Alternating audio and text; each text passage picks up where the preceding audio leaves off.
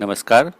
कक्षा 12वीं, विषय हिंदी, आरोह भाग 2, पाठ संख्या 5 सहर्ष स्वीकारा है, जो गजानन माधव मुक्तिबोध की एक कविता है। दोस्तों, कविता शुरू करने से पहले हम कवि का परिचय जान लेते हैं।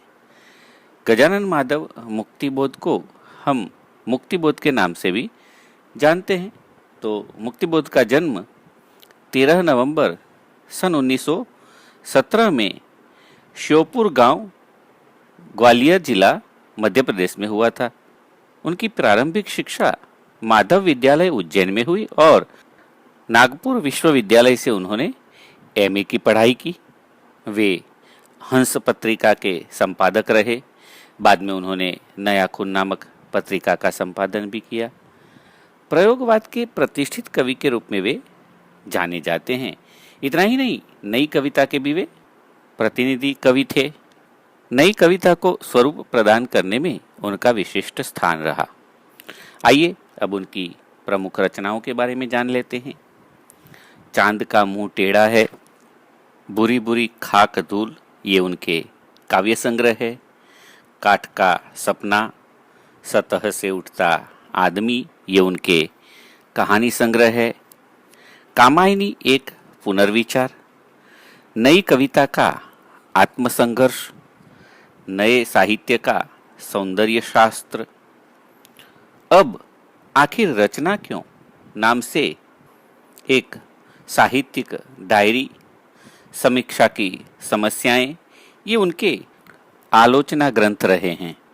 विपात्र उनका उपन्यास है। उनके साहित्य में जीवन की विडंबनाओं का एवं समाज के यथार्थ का चित्रण पाया जाता है। किसान एवं मजदूर के हक में वे आवाज उठाते हैं, साथ ही पूंजीवादी व्यवस्था का विरोध करते हैं। उनकी विचारधारा मार्क्सवादी विचारधारा रही है। उनकी रचनाओं में रहस्यवाद पाया जाता है। आधुनिक भावबोध की सशक्त अभिव्यंजना उनके साहित्य में दिखाई देती है। उनकी भाषा शैली की बात करें तो तत्सम शब्दावली युक्त, परिमार्जित, सहज, बोधगम्य भाषा का प्रयोग करते हैं। बिंबों का भी प्रभावशाली प्रयोग उनके साहित्य में दिखाई देता है। वे जीवंत प्रतीकों का प्रयोग करते हैं।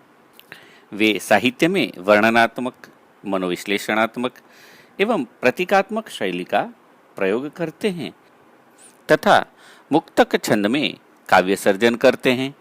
मुक्तिबोध का निधन 11 सितंबर 1964 में नई दिल्ली में हुआ। तो ये हुआ कवि परिचय। आइए अब कविता का सार समझते हैं, उसके बाद कविता की व्याख्या करेंगे। कवि मुक्तिबोध इस कविता में जीवन की हर परिस्थिति को खुशी खुशी स्वीकार करते हैं और जीवन के जो भी खट्टे मीठे अनुभव हैं, कोमल तीखी अनुभूतियां हैं, सुख दुख, संघर्ष, अवसाद, सब का वे सहर्ष स्वीकार करते हैं, क्योंकि इन सब के साथ अपने प्रिय को जुड़ा पाते हैं। अपने जीवन के प्रत्येक पक्ष पर उन्हें प्रिय का प्रभाव दिखाई देता है। यहाँ तक कि अपना व्यक्तित्व भी उन्हें प्रिय की देन लगता है। कवि का जीवन प्रेयसी की संवेदनाओं से जुड़ा है। अभावों में भी कवि का आत्मसम्मान बने रहना, हृदय में बहने वाली भाव सरिता का प्रवाह, कवि की वैचारिक शक्ति, व्यक्तित्व की दृढ़ता, नयापन, मौलिकता, सब का कारण प्रिया ही लगती है। कवि को लगता है कि प्रिय के प्रति अतिशय प्रेम के कारण उनकी खुद की आत्मा दुर्बल हो गई है और इसीलिए वे अपने प्रिय से उसे भूलने का दंड मांगते हैं। भूलना दंड सही, फिर भी वे उसे पुरस्कार मानते हैं और इसीलिए दंड भुगतने के लिए अंधेरी गुफा में जाने की इच्छा करते हैं। लेकिन वहां भी प्रिया की यादें उनका सहारा बनती है। इस प्रकार इस कविता के माध्यम से मनुष्य की संपूर्ण चेतना अंधेरा उजाला, सुख दुख, स्मृति विस्मृति के ताना भर्ती से बुनी एक कबीरी चादर मालूम होती है। प्रस्तुत कविता में कवि ने जिसको संबोधन किया है प्रिय के रूप में, वह माँ, प्रेमिका या पत्नी हो सकती है। कवि ने उसे स्पष्ट नहीं किया है। तो ये हुआ कविता का अल्पसार। आइए अब मैं वनराज चावड़ा कविता को व्याख्या सहित समझाता हूँ। शुरू करते हैं कविता। जिंदगी में जो कुछ है, जो भी है, सहर्ष स्वीकारा है, इसलिए कि जो कुछ भी मेरा है वह तुम्हें प्यारा है। तो कवि मुक्तिबोध कहते हैं कि जीवन में जो कुछ भी है, जो भी है, सब कुछ सहर्ष स्वीकारा है। यानी कि जीवन में जो भी सुख दुख है, जो भी खट्टे मीठे अनुभव हुए हैं और कोमल तीखी अनुभूतियां हुई है, कवि इन सब को खुशी खुशी स्वीकार करते हैं, क्योंकि अपने जीवन के हर क्षण को अपने प्रिय से जुड़ा हुआ महसूस करते हैं। और इसलिए कवि कहते हैं कि जो कुछ भी मेरा है, यानी कि मेरी अच्छाइयाँ, मेरी बुराइयाँ, मेरी कमियाँ, उन सब के साथ तुमने मुझे अपनाया है, तुमने मुझे प्यार किया है, इसलिए कि तुमको यह सब प्रिय है और इसीलिए मुझे भी यह सब प्रिय है। मुझे अपने जीवन की हर स्थिति खुशी खुशी स्वीकार है। यानी कि कवि कहना चाहते हैं कि उनका यह जीवन उनके प्रिय के प्रेम की देन है और आज कवि के जीवन में जो कुछ भी है वह उसके संबोध्य को प्रिय है, इसलिए उसे भी स्वीकार है। आगे भी कहते हैं, गर्बीली गरीबी यह, ये गंभीर अनुभव सब, यह विचार वैभव सब, दृढ़ता यह, भीतर की सरिता यह, अभिनव सब, मौलिक है, मौलिक है। इसलिए कि पल पल में जो कुछ भी जागृत है, अपलक है, संवेदन तुम्हारा है। गर्बीली गरीबी, स्वाभिमान से युक्त, विचार वैभव, विचारों की संपन्नता, भीतर की सरिता, भावों रूपी सरिता, और मौलिक है दो बार कहकर कवि ने अपनी बात में दृढ़ता पैदा की है। कवि कहते हैं कि अपनी अभावग्रस्त जिंदगी पर मुझे गर्व है और जीवन को जीते हुए उसे जो भी गहरे अनुभव मिले हैं और अपने विचारों और चिंतन को संपन्नता मिली है और उसके व्यक्तित्व की दृढ़ता, उसके मन के भीतर जो भावों की सरिता है, भावों रूपी जो नदी बह रही है, वह सब कुछ नया है और उनका अपना है, उनका मौलिक है। कहीं भी कोई नकल या बनावट नहीं है।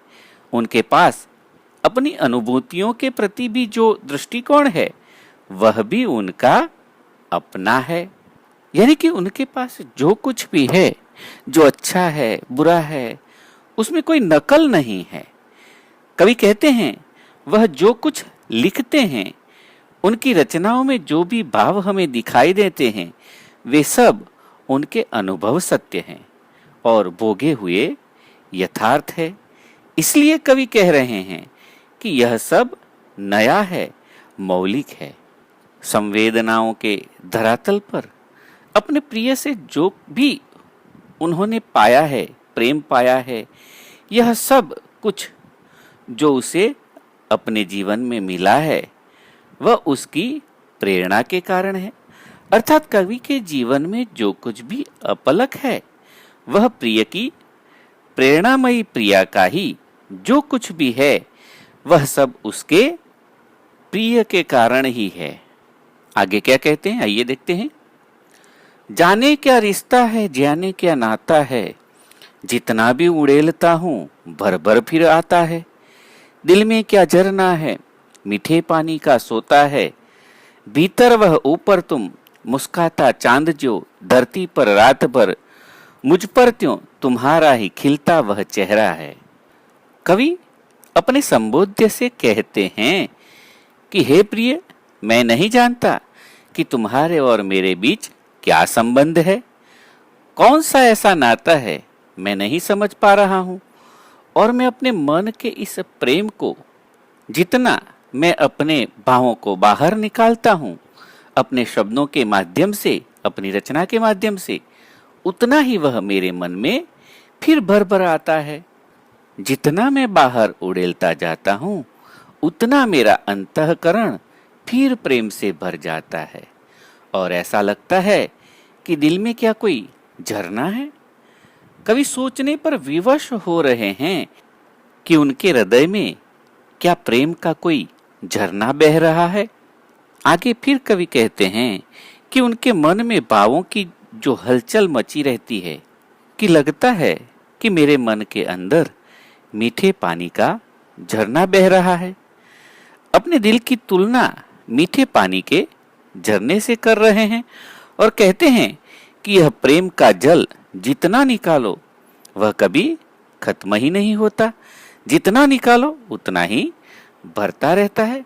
यानी अपने प्रिय की अनुभूतियों, उसके संवेदनों के कारण इतना अपार प्रेम सदा विद्यमान रहता है कि कभी खाली ही नहीं होता। भीतर वह यानी प्रेम का झरना और ऊपर तुम यानी कवि खुद स्वयं को बाहरी रूप से भी प्रिय से भीगा हुआ पाते हैं। यानी न केवल कवि का मन प्रेम में भीग गया है, बल्कि बाहर से भी वह उसके प्रेम से भीगे रहते हैं। जैसे आसमान में चांद जब खिलता है तो उसकी चांदनी धरती पर गिरती है और कवि को ढके रहती है। रात भर वह चांदनी जैसे धरती पर छाई रहती है, उसी तरह तुम्हारे खिलते हुए चेहरे की मुस्कान, तुम्हारे चेहरे की जो चमक है वह मुझ पर हमेशा छाई हुई रहती है। मुझ पर तुम्हारे चेहरे के नूर का प्रभाव सदा उसी प्रकार फैला रहता है जैसे कि चांद का धरती पर फैला रहता है। तो जैसे चांद की जो चांदनी है वह ठंडक देती है धरती को, उसी प्रकार तुम्हारे चेहरे की चमक, तुम्हारे चेहरे की मुस्कान मुझे सदा खुशी देती रहती है, शीतलता देती रहती है। आज के लिए यहीं रुकते हैं। आगे की कविता की व्याख्या दूसरे वीडियो में करेंगे। मैं आशा करता हूं कि आप कविता के भाव को समझ पा रहे होंगे। नमस्कार, सबका मंगल हो।